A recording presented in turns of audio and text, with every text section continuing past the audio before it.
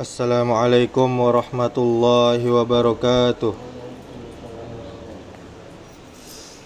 Alhamdulillah, wassalatu wassalamu ala rasulillah, wala hawla wala quwwata illa billah.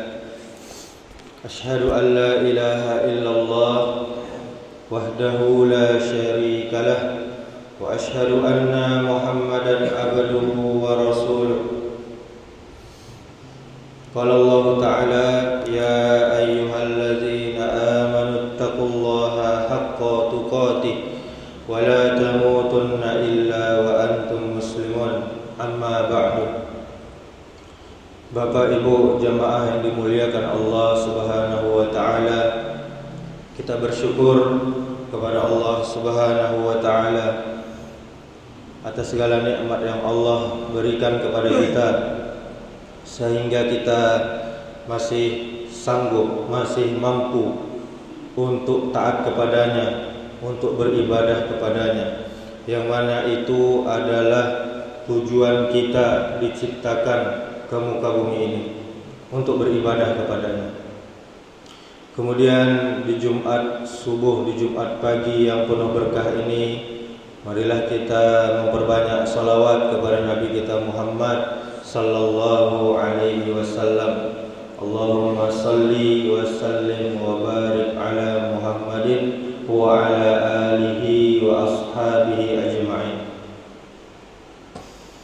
Kemudian Bapak Ibu saudaraku, marilah kita selalu meningkatkan keimanan kita setiap harinya dan ketakwaan kita kepada Allah, dan janganlah kita mati dalam keadaan selain Islam, dan kita harus pegang teguh Islam sampai kita mati.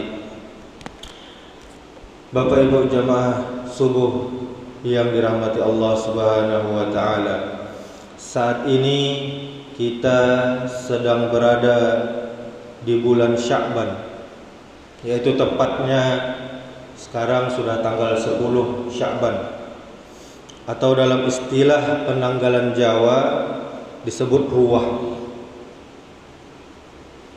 Satu bulan sebelum tiba bulan yang dirindukan, yaitu bulan suci Ramadan. Sya'ban meski sering terabaikan karena diapit oleh dua bulan yang mulia, yaitu Rajab dan Ramadan, yang menjadi sorotan karena termasuk salah satu dari 4 bulan suci atau bulan haram dan Ramadan. Jadi bulan Rajab itu bulan haram namanya, dan bulan suci yaitu bulan Ramadan. Ternyata ada momentum luar biasa yang terjadi di bulan Sya'ban ini, sebagaimana dijelaskan dalam hadis dari sahabat Usamah bin Zaid. Dia berkata, aku bertanya kepada Nabi, ya Rasulullah, aku tidak melihat engkau sering berpuasa dalam satu bulan kecuali di bulan Sya'ban. Kemudian Rasulullah sallallahu alaihi wasallam menjawab, ini adalah bulan yang banyak dilalaikan orang-orang. Terletak antara Rajab dan Ramadan. Padahal Sya'ban adalah bulan diangkatnya amal pada Allah yang mengatur semesta alam. Kemudian kata Rasul, aku ingin saat amalku diangkat, aku dalam keadaan berpuasa. Bapak Ibu jamaah yang mulia, inilah peristiwa agung yang terjadi di bulan Sya'ban, yaitu diangkatnya amal perbuatan kita oleh malaikat pencatat amal untuk dilaporkan kepada Allah Subhanahu wa Ta'ala. Dan Nabi kita, Nabi yang mulia Muhammad sallallahu alaihi wasallam suka saat amalan diangkat kepada Allah di bulan ini, beliau dalam kondisi baik, yaitu mengisinya dengan berpuasa. Kemudian Bapak Ibu, para ulama menjelaskan bahwa proses pelaporan amal kepada Allah Subhanahu wa taala terjadi sebanyak 3 kali. Yang pertama adalah harian. Jadi amal kita itu ada juga dilaporkan setiap hari. Yang kedua adalah pekanan. Yang ketiga adalah tahunan. Yang pertama, pelaporan amal harian, yaitu terjadi 2 kali dalam sehari. Kapan itu waktunya?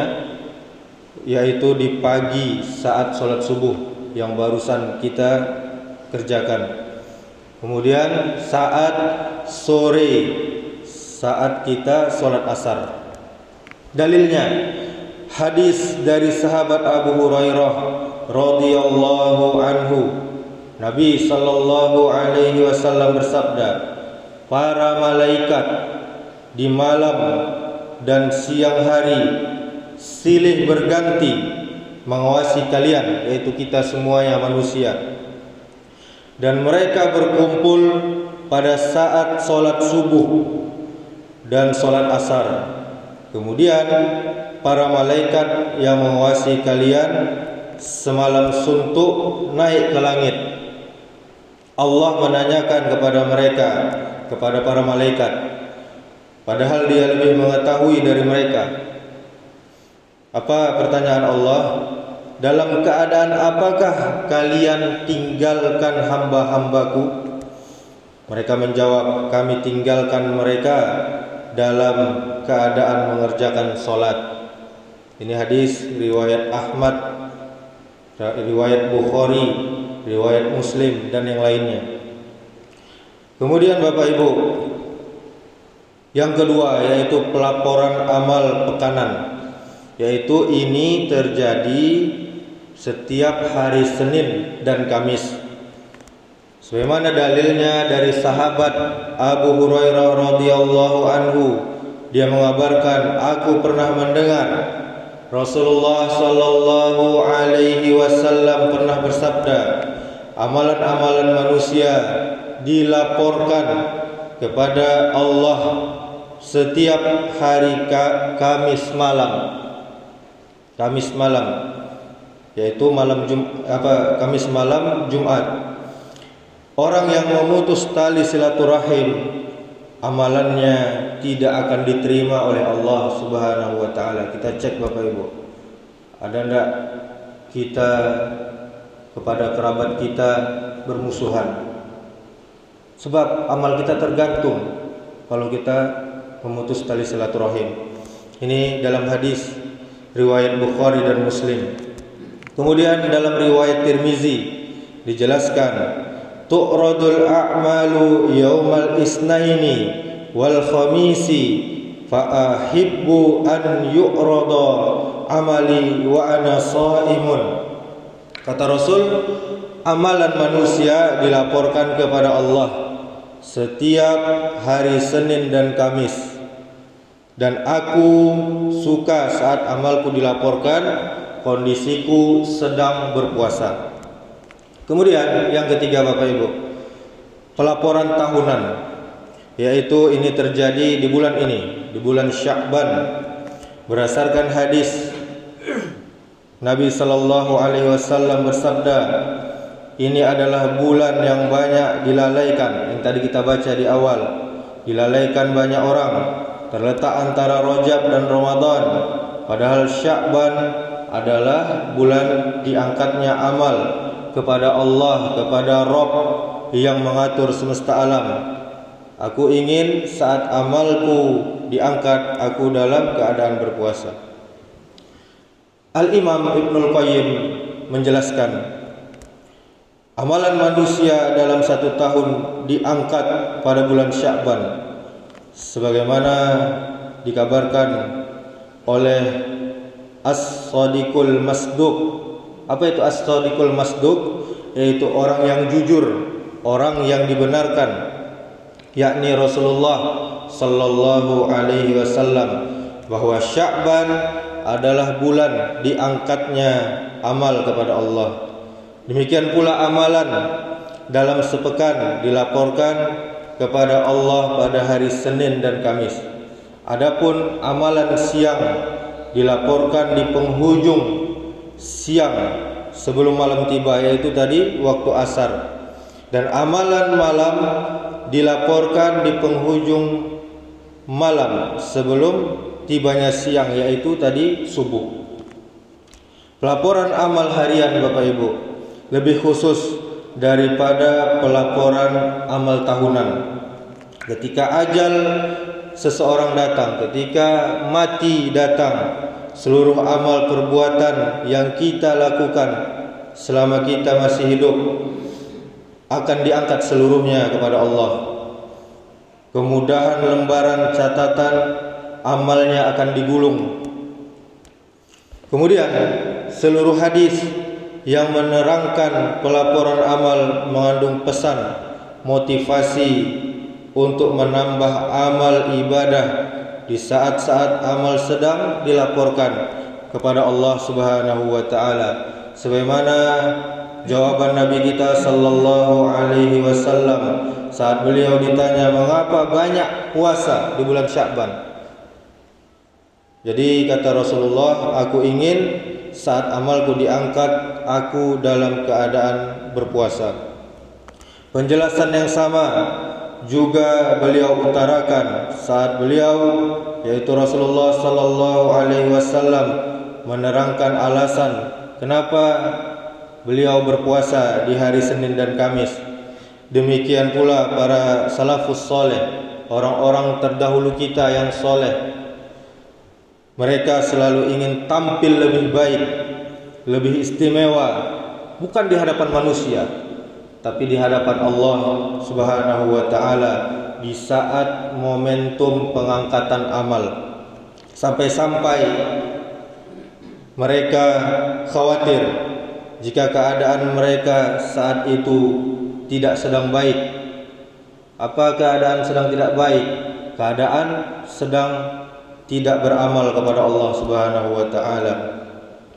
Kemudian Bapak Ibu, Al-Imam Ibn Rajab dalam kitabnya Lataiful Ma'arif, dia menyebutkan kisah sebagian tabi'in yang setiap hari Kamis menangis.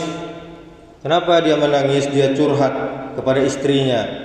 Demikian pula sebaliknya, istrinya curhat kepadanya dan menangis di pangkuan suaminya. Seraya dia berkata, hari ini amalan kita dilaporkan kepada Allah Subhanahu wa taala. Bapak Ibu jamaah yang mulia, di bulan Sya'ban ini mari kita perbanyak di antaranya, yaitu pertama, puasa sunnah. Selain melatih diri untuk berpuasa menjelang Ramadan nanti, puasa sunnah di bulan Sya'ban termasuk amalan baik, amalan soleh yang sering dikerjakan Rasulullah sallallahu alaihi wasallam. Namun ada juga dalil yang melarang kita berpuasa setelah pertengahan bulan Sya'ban atau nisfu Sya'ban namanya. Hadisnya yaitu beliau bersabda sallallahu alaihi wasallam, jika Sya'ban sudah sampai pertengahan, janganlah kalian berpuasa. Ini hadis riwayat Tirmizi dan Abu Daud. Berdasarkan hadis ini, maka puasa Sya'ban haram dilakukan jika dimulai pada tanggal 16 bulan Sya'ban. Jadi kalau mau mulai puasa Bapak Ibu, dimulailah dari awal bulan Sya'ban, jangan di pertengahan bulan Sya'ban, berdasarkan hadis yang kita bacakan tadi. Kemudian marilah kita yang kedua memperbanyak tadarus Al-Quran. Di samping kita memperbanyak puasa sunnah di bulan Sya'ban, ternyata para ulama memberi petunjuk pada kita untuk memperbanyak membaca Al-Quran sejak dari bulan Sya'ban. Inilah salah satu amalan bulan Sya'ban yang sangat dianjurkan. Sebagaimana bulan Ramadan kita dituntunkan untuk sibuk dengan Al-Quran, maka sebagai pemanasan aktivitas mulia tersebut sudah seharusnya dimulai sejak bulan ini, yaitu bulan Sya'ban. Kemudian Bapak Ibu, yang ketiga, marilah kita memperbanyak bersedekah kepada kaum du'afa, kaum yang lemah, kepada kaum yang membutuhkan. Ada cara yang paling mulia dalam bersedekah, baik ketika Sya'ban maupun bulan-bulan lainnya, yaitu bersedekah setelah sholat subuh. Karena Nabi bersabda, tidak ada satu subuh pun yang dialami manusia, yang dialami hamba-hamba Allah, kecuali turun kepada mereka dua malaikat.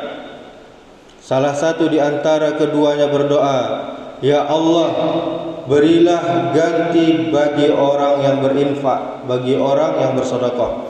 Sedangkan yang satunya lagi berdoa, ya Allah, berilah kerusakan, berilah kehancuran, berilah kebangkrutan bagi orang yang menahan hartanya. Dia punya harta tapi tidak mau bersedekah. Ini di dalam hadis riwayat Bukhari dan Muslim.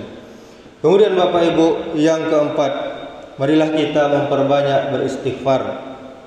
Kita perbanyak istighfar di bulan Sya'ban yang mulia ini, karena memperbanyak istighfar tidak hanya akan diberi ampunan atas dosa-dosa kita, namun juga bisa membukakan pintu rezeki kita seluas-luasnya kalau kita beristighfar kepada Allah Subhanahu wa ta'ala.